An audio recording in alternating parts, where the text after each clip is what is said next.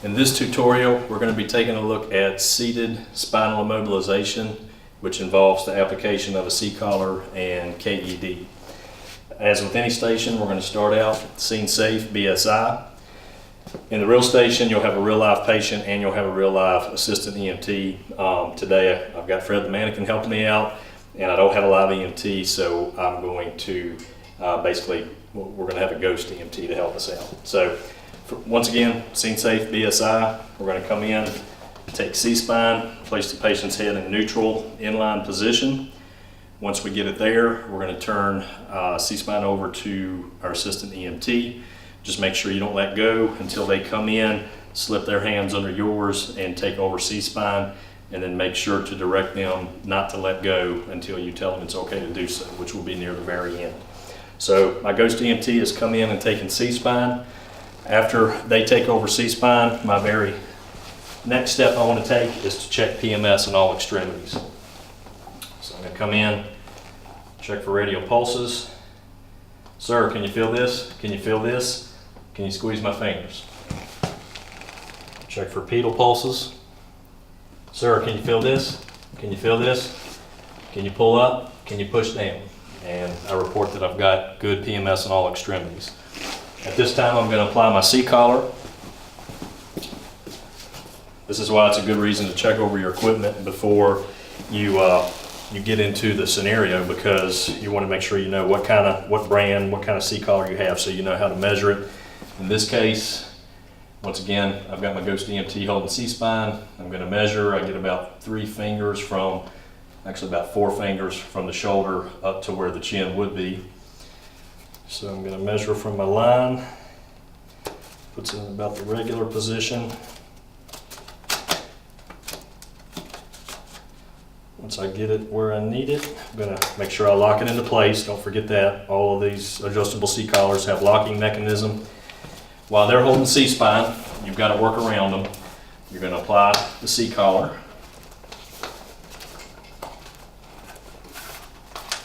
So your patient or your assistant would once again be holding C-spine.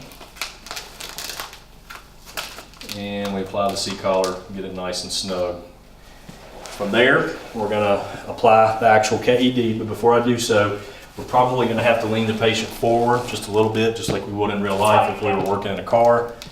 So the way I like to do it is take my forearm, put it on their sternum, stabilize the front of the C-collar, and then on my assistant's count of 3, we're going to lean the patient forward together very slightly. 1, 2, 3. Lean them forward. All right, once we get them in that position, we're going to apply the KED. Now, one thing you want to look at, like this one, make sure that your leg straps aren't running up the side of the KED that's going to go against the patient's back, because if you do that, they're going to get stuck in there and you're going to have to start over again. So what I like to do is actually run them up the back side and just kind of Velcro them into place. They'll usually hold for a little while there.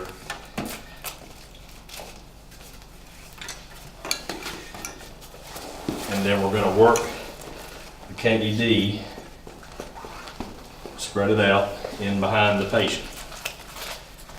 Once we get it behind the patient, we're going to work with our EMT holding C-spine to lean the patient back, just like we leaned them forward. 1, 2, 3. We lean them back into the KED.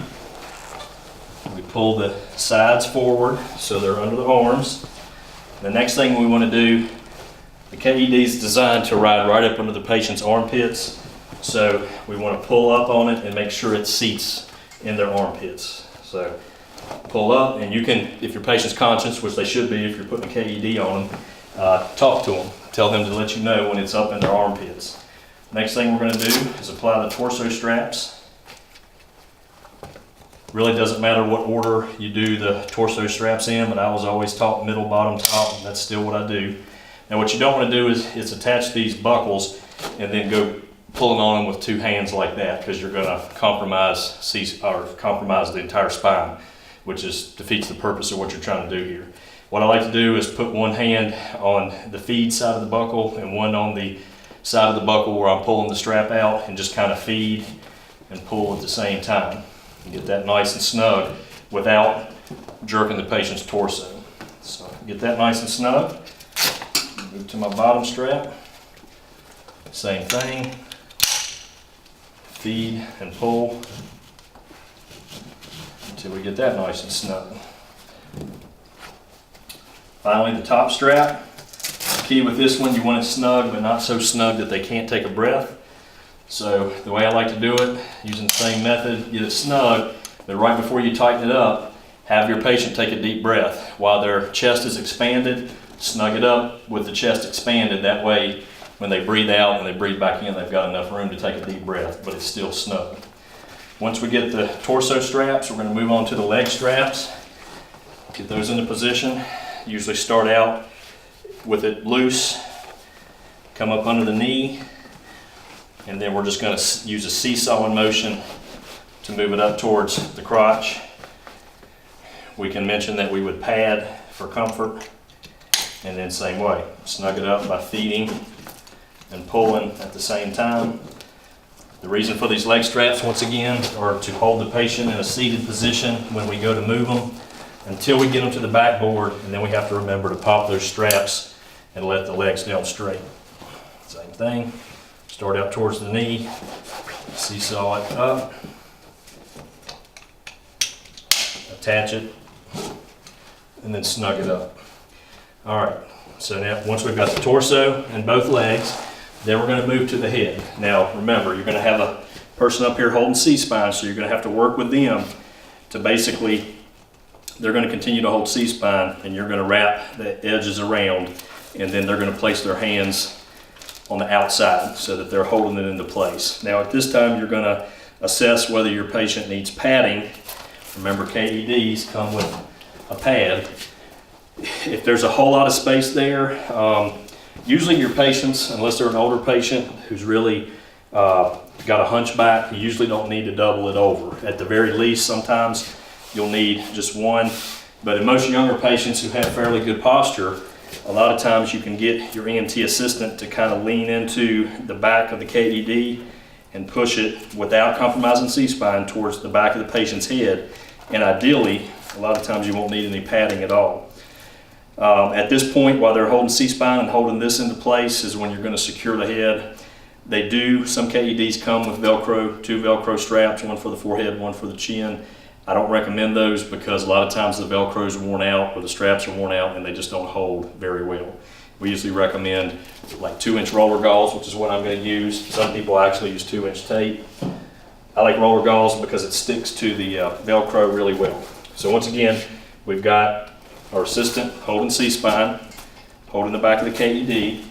You're going to come around, and remember we start low in the back, attach it to the Velcro.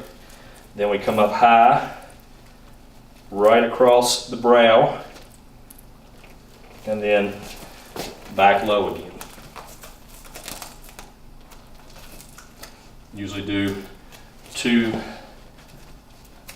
times around the brow, high here, low here, and then in the back we want to switch to high, and then we're going to go low around the chin.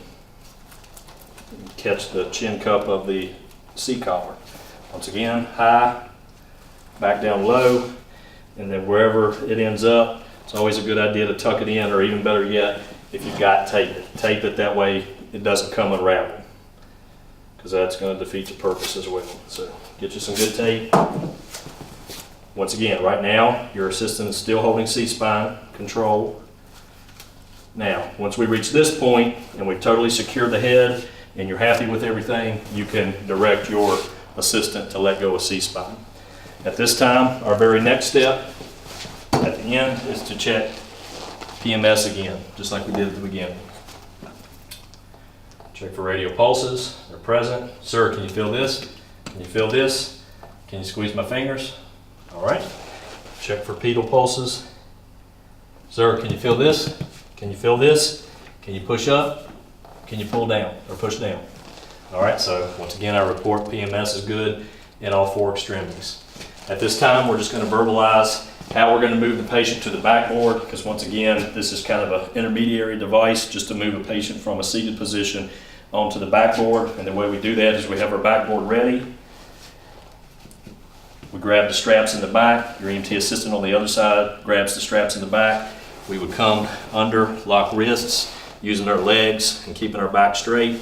We would lift the patient up, step out over the backboard, once again using our legs, drop down, lay the patient flat, pop the leg straps, straighten the legs out, and then at that time we would continue with a full supine spinal immobilization.